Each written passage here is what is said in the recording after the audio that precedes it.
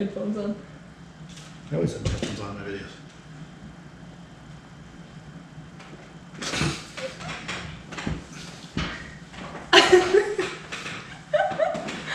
All right, what's going on, fellas? Today we're doing a food-related video because you guys tend to enjoy those. I like talking about food.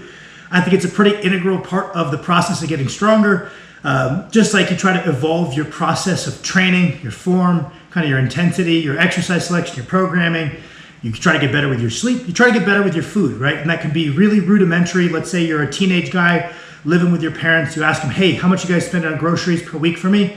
They give you a number and you say, would you mind letting me go take that to the grocery store and shop for myself? You know, the same amount of money you'd be spending on me regardless. Maybe they don't let you do that. Maybe it's just little things you try to do with the food you provided at home to try to start leveraging yourself towards getting bigger and stronger. Maybe you go off to college.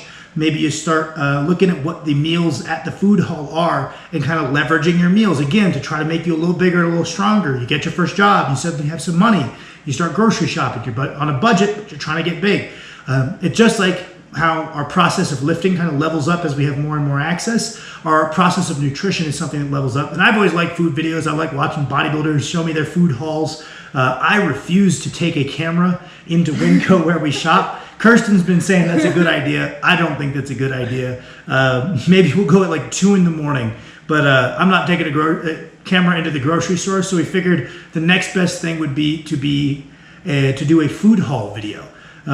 We did not get to go to the grocery store for most of this week, so we were behind on food. So we bought a lot of stuff. So this is pretty comprehensive what we got. So we're just going to kind of go through what we bought, give some quick rationale, mention some things that are cost effective, mention some things that are cost ineffective and are just kind of personal preferences. But I figured it'd be a good format to get in some information, both kind of more zoomed out, like, hey, this is really a good source of XYZ micronutrients. Hey, this is something that's really practically easy to eat, to run up a macro, like on a more person-to-person level, like, hey, just this is a good idea. Or it could be more zoomed out, like, oh, this is optimized nutrition, yada, yada, yada, or this is optimized protein per dollar or whatnot. So we're going to get into it. I will go Start first. with protein. Yeah, we'll go through protein sourcing first. Would you like to go or would you like me to go? You should go first. I will go. So for my protein, primarily sourcing it from just 3 things in my diet right now. I bought 3 of these. It's 3-pound 93.7 ground beef. I really don't need to beat this home. Most of the people that watch my videos know that lean ground beef is the source of most of my protein just because of the high micronutrient density. It's not quite as cheap per gram of protein as something like chicken breast. So when I was very broke in college, I would definitely lean into the whole chicken breasts are how you get huge, bro type of thing. But now that I have a little bit more money, it's not wildly expensive to get a lot of my protein from lean ground beef, given we live in Montana. It's not that pricey here. And it lets me check off a ton of macros, varying from B vitamins, iron, zinc. It kind of takes a chunk out of my magnesium, or not my magnesium, my potassium for the day, which is always a tricky one.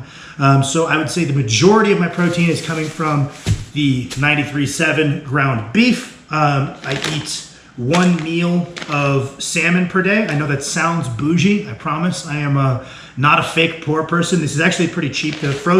We found this frozen one from Aquastar. They sell it at Winco, and it's actually very affordable per pound. It says wild caught on there, so the nutritional benefits of it being wild caught in terms of its omega-3 profile should be there. I'm not a big fan of farmed salmon. I would rather, if I couldn't afford a wild caught, which there is canned wild caught, which hopefully will give you those nutritional benefits. Kirsten eats a lot of canned wild caught. If I can't afford the wild caught version, I would rather just eat another meal of chicken or beef, to be honest, because a lot of the reason I'm looking to the salmon is that omega profile. And so presumably this has it. I don't know, it's cheap, so I suspect it might not be quite as good, but I eat 1 meal of this pretty cheap salmon per day. That's something I kind of phase in and out. Sometimes I'll eat white fish because I like eating white fish. And then we've got free range whole eggs. You can get into a debate on like egg quality and whatnot. There's some good videos. I believe it is John Jewett has a video kind of breaking down each of the terms on the eggs, whether it's free range, pasture raised. All of those things have different legal ramifications in the States.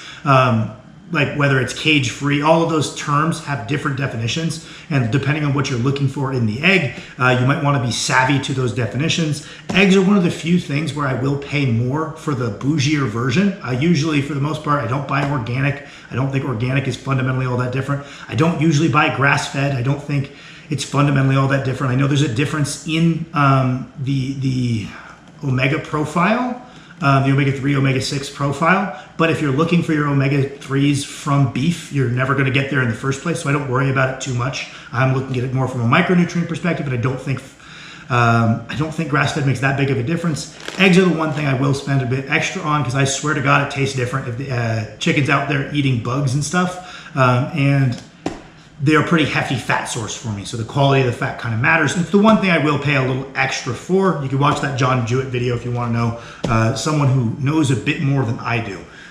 Those are my primary protein sources in my current diet. What was that? Milk.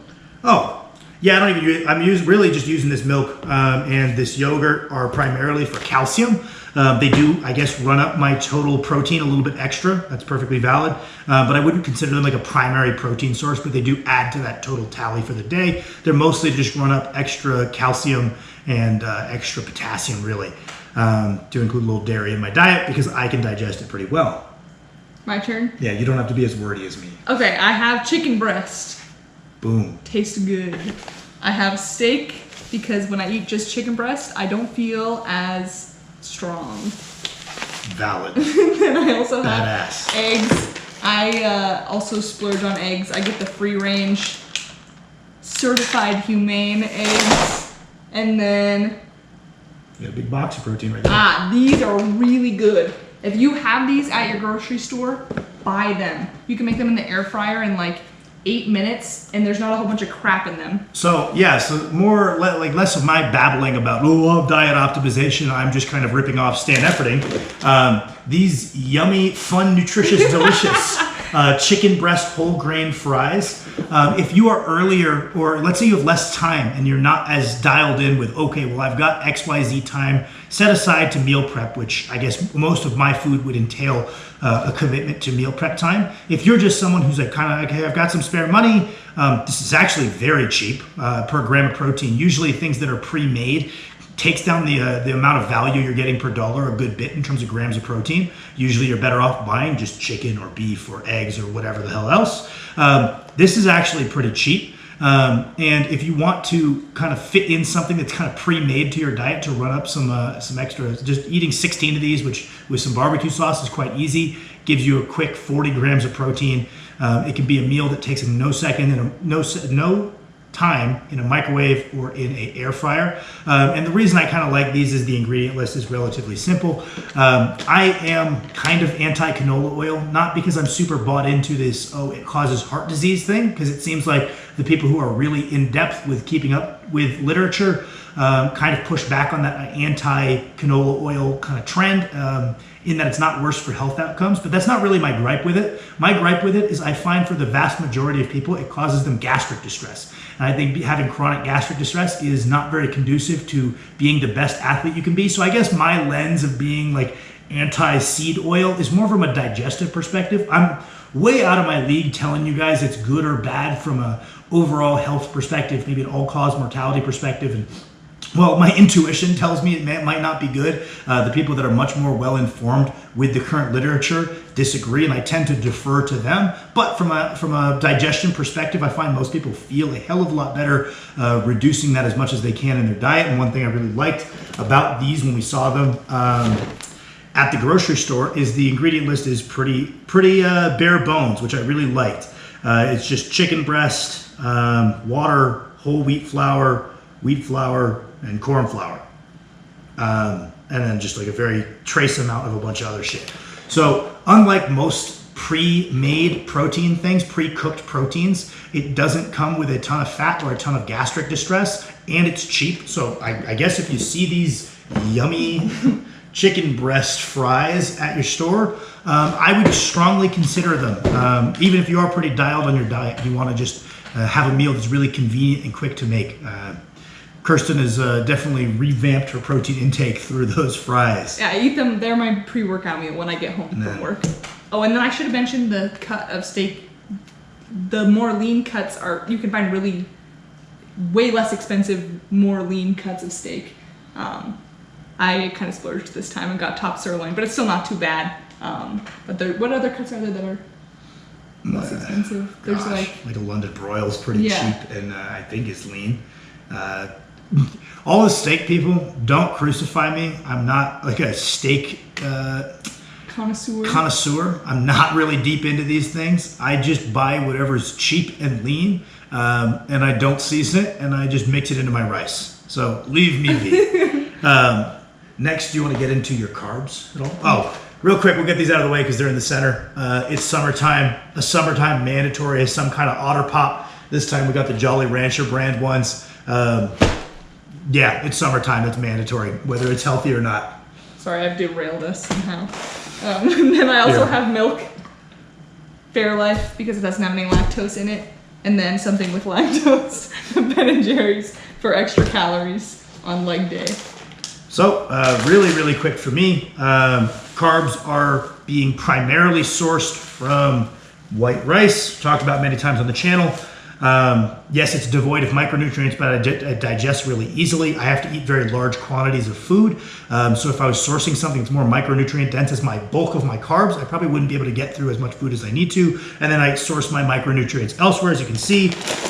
Trying these out, again, I gave a quick skim over the ingredients. It's literally just potatoes and salt and some dextrose. So with my breakfast, I'm just eating some hash browns, just pure potatoes. Giving that a go because I usually feel pretty strong when we go out to like a diner and I get some eggs and some hash browns. I feel real strong afterwards, so I figure I might try to replicate that a little bit within my own diet. But that's the primary sourcing of my carbs. And I guess real quick, we could just say, I guess a lot of my carbs also come from the fact that I eat a lot of fruit, which I think of more as primarily for micronutrients. You know, you get flavonoids, you get all this good stuff. Eating fruit is good for not dying, and it's also very good for performance. I drink a lot of orange juice when I'm pushing my calories up high. Aside from vitamin C, you know, you get the glucose from a more training-centric perspective. Really, it's just easy calories more so than anything else. I don't know if this is calcium fortified, but I look for my calcium from more bioavailable sources of dairy. I eat a bit of pineapple every day. Aside from being a good source of vitamin C, general flavonoids, it's also a good source of manganese, which I don't get much of elsewhere in my diet. It's just a cool little way to check it off to eat this. It's got bromelain, which is an enzyme that can help with inflammation, and it can also hypothetically help with the digestion of protein. Both of those things are pretty cool little benefits to this. I think the other thing that contains that would be papaya. I've never really eaten papayas, but I might give it a try because I like enzymes. I think they're cool. I eat a lot of bananas, pretty simple. Just a fruit, some potassium, yada, yada, yada. And then I always get these big bags of frozen mixed berries for a wide variety of reasons, varying from antioxidants, again, running up a bunch of potassium. I feel those are a really good Band-Aid for just general micros, as if you eat 2 servings of like a mixed berry medley, it is a massive Band-Aid, even if the rest of your diet lacks a bit of variety. I'm really big on those. They're frozen, so you don't have to worry about, oh, it's growing mold after 2 days after I got it. Fuck this. You don't have to worry about getting a bad batch where a bunch of them are sour and shitty. They all taste about the same. They maintain their nutritional value. They're frozen at a point where they're at a peak of nutritional value, roughly. So they maintain that nutritional value for a long ass time. I think they taste better when you get good fresh berries. Don't get me wrong. I don't think the frozen ones are quite as enjoyable, but it takes out the chances of them being bad. And it's just a good way to have some consistency, where I'm just trying to create as much consistency dietarily as I possibly can. Oh, you also don't have your broccoli slaw. Did I not put out my broccoli slaw? All right, well, I've shilled for it enough times. I got a big bag of broccoli slaw. While Kirsten talks about hers, I'm going to go grab it. I'll show it off. I'm informed that a bunch of you guys in other countries, or even in some places in the States, you guys don't have broccoli slaw. I feel bad for you. It is key. It's critical. Mixing that into a bowl of meat and rice, whether that be ground turkey, ground beef, whether that be chicken, whether that be fish. It just adds a little extra texture. Again, it's a bit of a good catch-all micronutrient band-aid. It's a good way to force some fiber into our diets as certified muscle men where we don't get much fiber. It's all around just a really easy thing to throw in there. And I actually find that the variety and texture, it actually makes the same quantity of meat and rice easier to eat rather than harder, just to add a little bit of texture rather than, it can feel like you're just eating mush. If you got a big bowl of ground beef, maybe you put some of that there bone broth or chicken stock into it to make it easier to go down. It makes it easier to eat for sure. That's the primary reason I have this. It's really just I put it over my rice and meat. It makes it a little bit damp. I can eat a hell of a lot more that way. Yeah, you got collagen. Yeah, you got a little bit of protein, but that's not really why I buy it. It's primarily just for flavor and ease of eating. But it can feel like you're eating a big bowl of mush, and I'm sure you guys know what I'm talking about when you're getting the last couple bites. It starts to dawn on you how trash the texture is, and broccoli slaw is an easy way to fix that. I would say the majority of my vegetable intake is broccoli slaw. It's a combination of broccoli, cabbage, and carrot. So you got some variety built in there. I just eat a ton of that. And then whenever I'm feeling motivated, I work spinach into my daily diet because that is a real powerhouse in terms of nutritional density. If you like spinach, that is a blessing. Spam that shit. It is very good. Preferably you cook it because you want to reduce the oxalate content. Something kidney stones, something gastric distress. Probably cook your spinach, but you could eat it raw. Lots of people do it. Lots of people are fine. Spinach is probably my go-to outside of broccoli slaw. I would say from a nutrition perspective, it's probably superior, but I like the taste of broccoli slaw more. I eat a lot of carrots, and then we eat, these are not them, but a lot of green onions. Green onions are a phenomenal source of vitamin K, which is quite good for heart health. I believe it helps prevent plaque buildup in your arteries, which is super cool. And those are kind of my main veggies. It's just the broccoli slaw, some carrots, some spinach, and some green onions. If I was a little bit more cultured and I knew how to season or cook anything, I probably would look to something else. But it's become a running meme for a reason. I don't season shit because everything tastes bad to me because I can't cook. So I may as well just leave it bad and make it as fast as possible. All right, you gotta talk about your carbs and or fruits and veggies. Yes. I'm gonna go grab the broccoli slaw flex. I also eat a lot of rice. Sam and I have a shared pool of rice. And then I like these little potatoes. They're a little bit more expensive, but you could even just put them in the air fryer as is, but I like to cut them in half and then air fry them, and it's super easy. And then also for fruits, I always splurge on fruits because they're like candy to me. There's the broccoli slaw. Badass. And they had Rainier cherries in the grocery store today, so I got those. And then they had blackberries for super cheap. I think they might be about to go, so they put them on super sale. So I bought some blackberries. And then, like Sam said, we usually buy green onions. These are not green onions, but I'm gonna try and use them like they're green onions because they look like green onions. And then, ooh, can I cut you off for a second? Yeah. Just a note for those of you who are younger on a budget or older on a budget. Obviously, we're trying to allocate our money initially towards, okay, well, let's get our rice, that's cheap, tons of calories. Let's get our chicken breast because that's a very good grams of protein per dollar. Do not skimp out on your veggies and your fruits. They are very cheap. Especially if you're buying the right ones. Like something like asparagus can get kind of pricey, as Kirsten hates. yeah, I should have mentioned I usually get asparagus, but it's been like $5 a pound the last couple times we've gone, so I just haven't gotten it. So I have just potatoes and baby carrots instead. But things like, bananas, we got 2 bushels of 6, and that cost me a little bit less than $3, right? So that's 2 bananas a day. That's gonna last me a good 6 days. This pineapple, it's probably about 4 servings, cost me about $2, right? Broccoli slaw was $1 a bag or something, right? There's a lot of carrots, dirt cheap. Carrots. I know when you're thinking, okay, well, I'm trying to get jacked and I'm trying to spend my money efficiently. All of that money should be going towards the things that get me jacked, the real bodybuilder foods. I promise you, it might not feel like it in the short term, but in the long term, taking that extra $5 to put aside to buy a bunch of bananas, or the couple of dollars it takes to buy some frozen berries, which are cheaper than fresh berries a lot of the time. Taking the time to just put a little bit of money aside for the cheapest ones. It doesn't have to be the fanciest things. You don't have to buy pomegranates and asparagus. You can buy some potatoes. You can buy some bananas. You can buy some apples. You can buy some pineapple. frozen berries. They are really cheap, and I promise that even if it's buying slightly less chicken, it's probably a good move in the long term to avoid just rampant micronutrient deficiency. You're going to feel better, you're going to perform better, and when you're feeling and performing better, even on slightly less protein intake, I suspect you will get more jacked. So don't make the mistake I did of being like, okay, well, I've got about a $30 budget coming into this grocery session. All 30 of that's going into just tuna and chicken, right? I think I would have gotten better results with a little bit more of like, okay, I've got this idea of grams of protein per dollar. That's something that's at the forefront of my mind. But let's also think micronutrients per dollar. Something like a bag of spinach is going to last you a little bit. It's pretty cheap.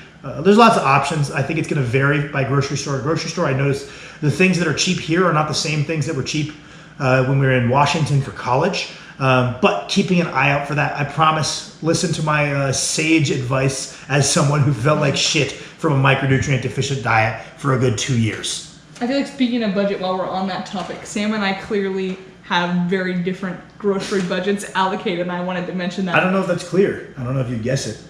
Are you being sarcastic? No, I don't know if you guess it. Okay. Sam has a very budget-friendly grocery trip, and I like to spend money on food.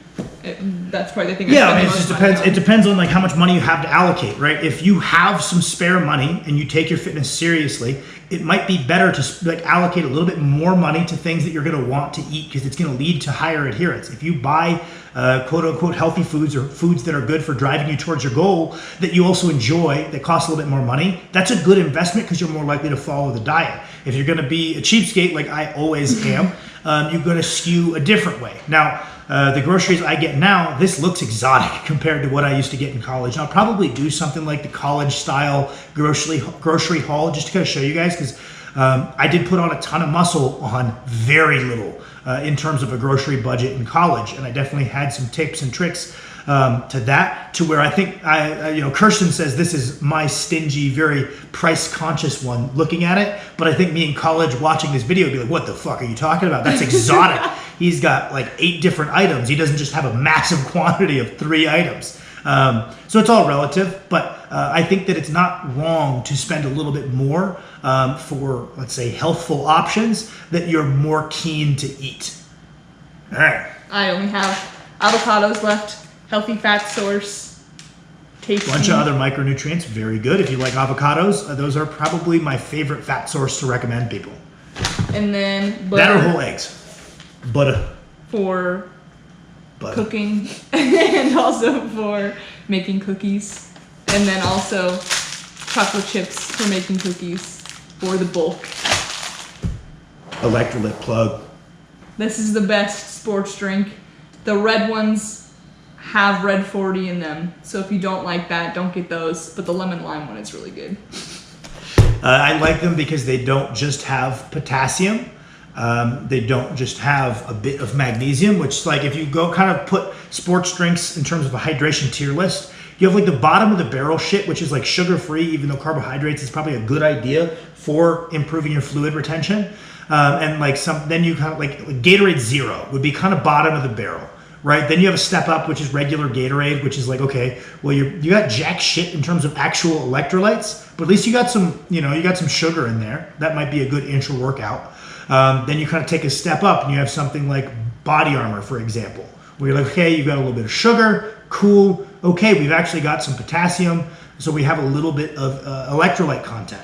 What I notice is a lot of them stray away from sodium, which makes sense because the average probably American overconsumes sodium for a sedentary individual. But when you start looking at athletic populations and you account for sodium loss via sweat, that sounds like something very relevant, right? If we're drinking a sports drink, we're presumably trying to replace the things we're losing. What are we losing? Well, we're burning through glycogen, we're losing water, we're also losing a lot of sodium. So it makes sense to me to, alongside our potassium and our magnesium and our little bit of sugar and our water, to make sure we have some sodium. These have a little bit of sodium. If you want to add, a bit of pink salt to a Gatorade, you can manually fix that issue yourself, no problemo. You can get Morton's Light Salt, which is like a potassium and sodium mix. You don't have to show them. I'm showing them. All right, show them. You got to show it to them. I don't know. I think that if you're at a gas station, you're feeling dehydrated, if you got these, I'll plug the Electrolyte. Me and Kirsten, that is the one sports drink that we will buy kind of frequently. Got some Cholula. I use a seasoning, guys. I swear. I am not a robot. And then 88-cent Rock Stars. We're entering the peaking phase. Is it good for you? Fuck no. Am I going heavy? I'm going real heavy. Hopefully, deadlift PR coming in 3 weeks. We'll see how that goes. Maybe a bench PR, maybe a heavy squat, but fueled by 88-cent Rock Stars because it's the cheapest energy drink with 250 milligrams of caffeine. Probably bad for me. Probably good for my lifts.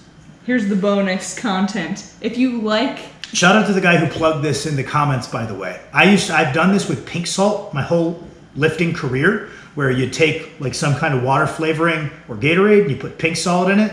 And I have read many times about some people doing it, but Morton's Light Salt.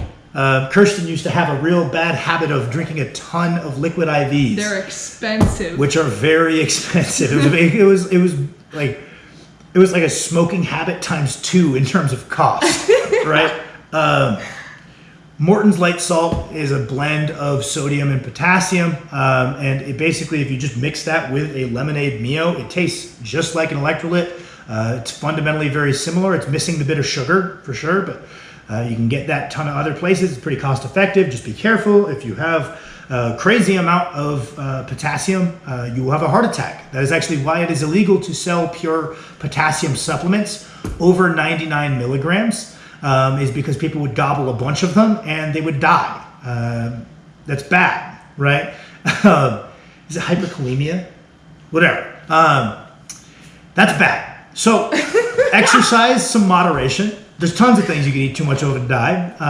We do a quarter teaspoon. Quarter teaspoon into the water. Not a bad idea. Some people that might cause gastric distress, then you might want to lean towards just the pink salt solution. But it's cool that we can get some sodium and potassium together in our water to aid in our hydration without spending a bunch of money on sports drinks. So I think that's everything we have. Thank you guys for watching. We appreciate you as always.